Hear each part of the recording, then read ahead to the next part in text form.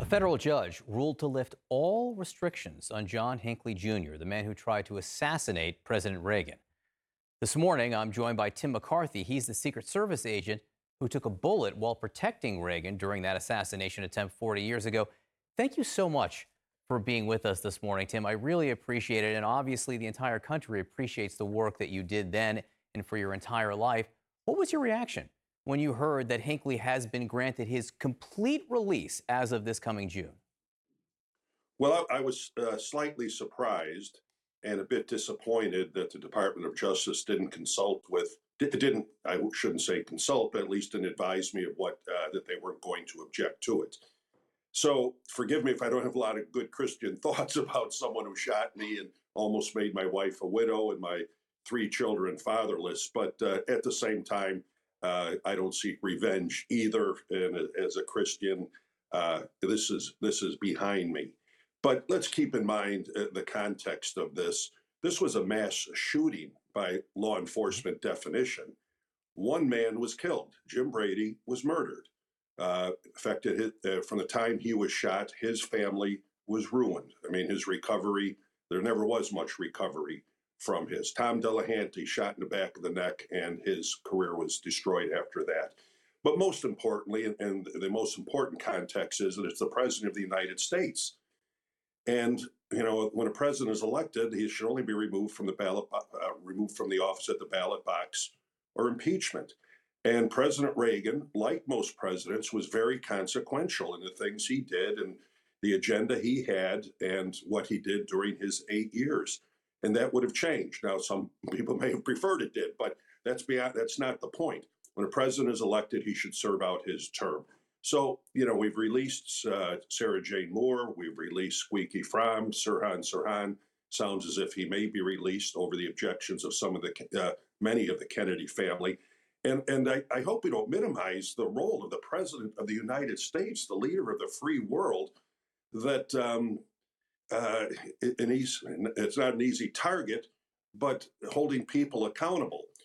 And I'm not going to second guess the judge because I don't know what he knows. I mean, I don't know what the psychiatrists have said. I know what they've said. He's no longer a danger to themselves and others, but they better be right. They better be right because we can't have our presidents and even presidential candidates being the object of assaults and murder simply because they don't like their politics. Tim, I want to read you something that Reagan's daughter, Patty Davis, wrote when she got the news, the same news that you got and were surprised by, that he's getting his unconditional release, Hinckley. She says, "Now Hinckley's last restrictions have been lifted. He can now, if he wants, contact me, my siblings, and the actress Jodie Foster, whom, as is well known, he was trying to impress by carrying out his ambush.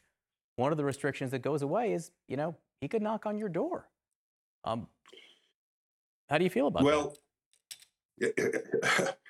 first of all, I don't fear for my safety or my family's safety, and he would be a very bad idea for him to show up on my front porch. I assure you of that. It would not be welcomed. But I understand what they're thinking. That their father was almost killed. It put their family through a lot of trauma. And as much as I appreciate what they have to say, the bigger picture, in my view, is that we can't allow or give any people any idea that taking a shot at the president is anything less than the most severe, should get the most severe punishment.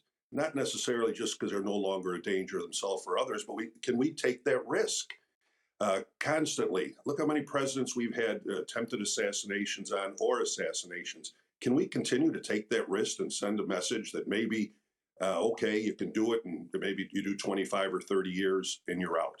So I worry about what it says in the greater context about presidents of the United States. We go through, uh, our elections are something to behold, as you know. They're contentious and they're thorough, and we go through all this to elect a president, and then we discount the fact that it's the president of the United States, the leader of the free world, the person who has the nuclear arms under their control. So it's the bigger context that I see it, and I hope they're right about Hinckley. He should not come to my front door, as you mentioned. That wouldn't be a good idea. but I don't know everything that the judge knows.